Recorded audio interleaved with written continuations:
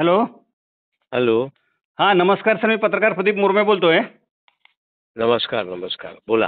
Sir, आपण व माजी शिक्षक आमदार दत्तात्रय सावंत हो, यांनी उपमुख्यमंत्री तथा अर्थमंत्री नामदार अजितदादा पवार साहेबांची नुकतीच भेट घेतली.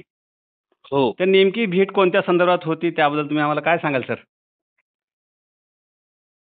काय विषय तसा खूप मोठा आहे. हां, म्हणजे ती भेट त्यातला एक छोटासा भाग आहे. हां, म्हणजे आता जे शाळा अनुदानावर आणायच्या आहेत आणि ज्यांना टप्पा वाढ द्यायची आहे, हां, अशांसाठी शासनाने 14 जून 2024ला एक निर्णय काढला. हं, पण प्रत्यक्षात जी तरतूद हिवाळी अधिवेशनात हं, नागपूरला व्हायला पाहिजे होती, हां, ती केली नाही. हं, हे दुर्दैवच आहे एक प्रकारे. हं, म्हणजे शिक्षकांशी झालेला खेळच आहे. हं, हं, हं, हं, देतो देतो देतो म्हणायचं, द्यायचं नाही, हं, पुचकारायचं, नंतर लाथ मारायची, अशा हं, प्रकारचा तो प्रकार सुरू होता. हं, पण आता हिवाळी अधिवेशनात झालं नाही, किमान मार्चमध्ये तरी व्हावं हं, हं, हं, म्हणून संपूर्ण प्रकरणाचा, हां, म्हणजे right from pay unit to commissioner office हां,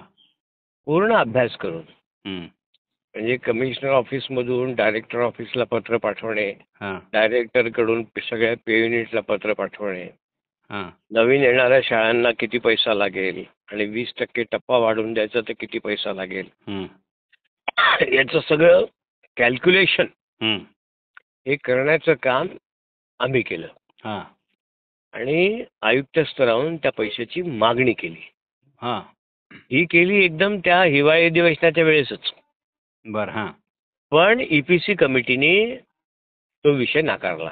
हं, त्यामुळे अधिवेशनात येऊच शकला नाही. मागच्या अधिवेशनामध्ये. हो, हां, त्याच्यामुळे फार म्हणजे त्रस्त होतो, दुःखी पण होतो. हां, मग यावेळेस पुन्हा तो सगळा पाठपुरावा करून हां, जवळपास 826 कोटीची पुरवणी मागणी.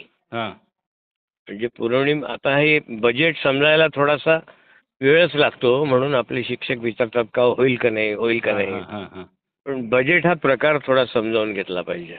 हां, 826 कोटीची पुरवणी मागणी. हां, पुरवणी मागणी म्हणजे काय?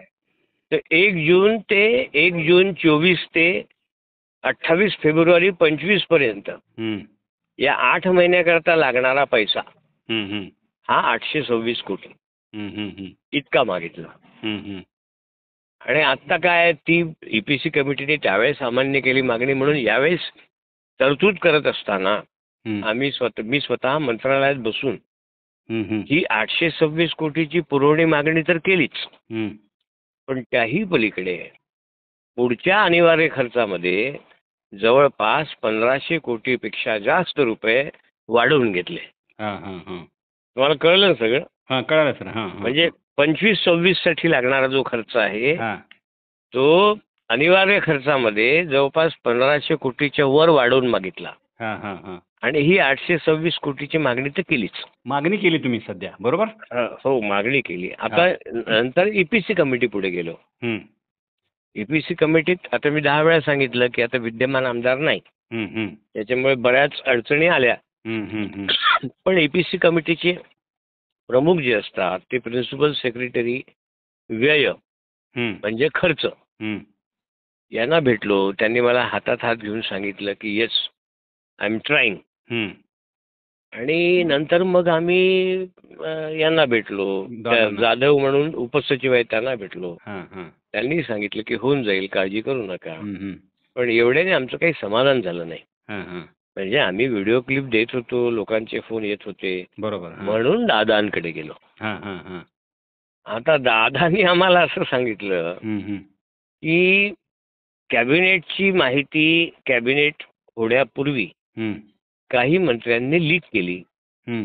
म्हणून मुख्यमंत्री मागच्या वेळेस खूप चिडले होते. हां, हां.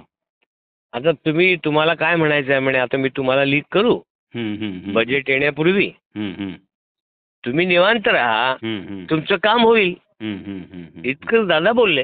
हां, हां, हां, हां. आता परत एवढं सगळं सांगितल्यावरही शिक्षकांचे प्रश्न असतात.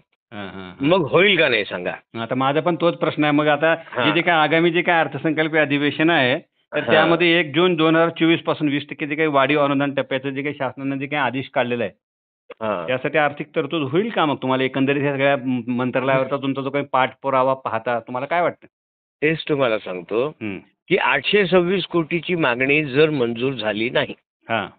तरीही बजेटमध्ये आपण 1500 पेक्षा जास्त कोटी रुपये मागणी केली. वाढवून मागितले. हां, हां. ते बजेट मिळाल्यानंतर हां. आपण हा 1 जून पासूनचा पगारही देऊ शकतो हां. आणि रेग्युलर पेमेंटही करू शकतो. हां. आणि अजून जर काही पैसा लागला हं. तर तो येणाऱ्या हिवाळी अधिवेशनात परत मागू शकतो. हं, हं, हं. म्हणजे 826 कोटीची मागणी मंजूर होणं जरुरीच आहे असं नाही. असं नाही. हं, हं, असं नाही. हं, हं. आपण बजेट आउटले म्हणजे जो शिक्षण विभागाचा अनिवार्य खर्चाचा भाग आहे, हं. तो मागच्या वर्षीपेक्षा 1500 कोटींनी वाढवून मागितलाय. हां, हां, हां. तो मंजूर होणार. तो मंजूर होणारच. हां, त्याच्यामुळे मी 10 वेळा शिक्षकांना सांगतो की तुम्हाला April paid in May, March paid in May और April paid in May. April paid in May हां. 100% मिळेल हं. असा मला विश्वास आहे. हां, हां. मग आता 1 जून पासून मिळेल का, हं. तर ते मी आज सांगू शकत नाही. हां, हां, हां. म्हणजे सरकारची इच्छा जर असेल तर येणाऱ्या बजेटच्या पैशातून 1 जून 24 पासूनही देऊ शकतात. मग सर मला काय म्हणायचं शासन आदेश निघाले तर ते 1 जून पासून तर त्या आदेशाची अंमलबजावणी झालीच पाहिजे आणि 1 जून पासून मिळालेच पाहिजे ना. असं शासन आदेश हो, हो. म्हणले कशाला सर मग नेमकं? हो, हो. ती झालीच पाहिजे. शासन आदेश पाळला गेलाच पाहिजे. हां, हां, हां. पण मला सांगा की who will bell the cat हो? हं, हं, हं. मांजराच्या गळ्यात घंटा घंटा कोणी कोण अटकवायची? बांधणार? हं, हं, हं. कोण बांधणार? हं, हं. आता सभागृहात असतो तर सावळा गोंधळ केला असता किंवा ओरडाआरड केली असती हं, हं. किंवा काही करून करायला भाग पाडलं असतं. हं, हं. आता मलाही मर्यादा आहे ना. हं, हं. मी बाहेर बाहेर काय करायचं ते करू शकतो. हं, हं. आणि मला या लोकांनी किती किंमत द्यायची हे ठरवतात. हं, हं, हं. हे मी नाही ठरवू शकत ना. हं, हं, हं. पण मी तुम्हाला सांगतो की एप्रिल पेड इन मे मिळेल हं. याचा मला विश्वास आहे. हं, एक तर 826 कोटी मंजूर झालं तर मिळेल, नाही तर रेग्युलर बजेटमधून तर मिळेलच मिळेल. हं, हं, हं. अजून काय? सर हे आता हे जे काही आता तुम्ही म्हणल्याप्रमाणे हे जो काही शासन आदेश निघाले 1 जून 2024 पासूनचा. आता हा जो काही शासन आदेश निघाले यासाठी आपण म्हणा किंवा आणखी विद्यमान आमदार म्हणा, माजी आमदार म्हणा किंवा शिक्षक संघटनांचे प्रतिनिधी म्हणा, पदाधिकारी म्हणा, यांनी शेकडो अशा प्रकारचे आंदोलनं केले, बरोबर? आणि शेकडो हो. आंदोलने म्हणा किंवा आमरण उपोषण म्हणा केल्यानंतर कुठं हा आदेश निघाला आणि परत त्या आदेशाची अंमलबजावणी करण्यासाठी परत आणखी आता आपल्याला आंदोलन करावं लागतं हे कितपत योग्य आहे सर? ते योग्य नाहीच. हां, मुद्दा असा आहे की तो जो आदेश निघाला त्यात सगळ्यांचंच मेहनत आहे. हां, मग परत आणि त्याची अंमलबजावणी करण्यासाठी परत आणि आंदोलनं करायचं आणि उपोषणं करायचं म्हणजे अगोदर जर शासन आदेश निघाला त्याला काहीच अर्थ नाही ना. मग मला म्हणायचं आहे. बरोबर ना माझं म्हणणं? तुमचं एकदम बरोबर आहे. हां, हां, हां. पण आता ही ज्यांनी अंमलबजावणी करायची हां, हां, हां. त्यांना ही जाणीव झाली पाहिजे ना की आपण करायला पाहिजे म्हणून. हं, हं, हं, हं. पण आपण बाहेरून जेवढं करतोय हां, हां. म्हणजे मला असं वाटतं की त्या आदेशाची अंमलबजावणी यावेळेस नक्की होईल. हं, हं. April paid in may payment मिळेल. हं, हं, हं. हं. सर एकंदरीत सरकार शिक्षकांच्या भावनेशी खेळत आहे असं आपल्याला वाटतं का? आमची शिक्षण क्षेत्राची प्रतिमाच मुळात खराब करून टाकली आहे शासनामध्ये. म्हणजे सगळेच जबाबदार आहेत त्याला. हं, हं, हं, हं, हं. अगदी माझ्यासहित सगळे. हं, हं, हं. म्हणजे शिक्षण आणि शिक्षक म्हटलं हं, हं. की यांची नाकच मुरडतात सरळ सरळ. हां, हां, हां, हां, हां. आलं लक्षात. आणि या सरकारने आता पाहिलं ना सगळं.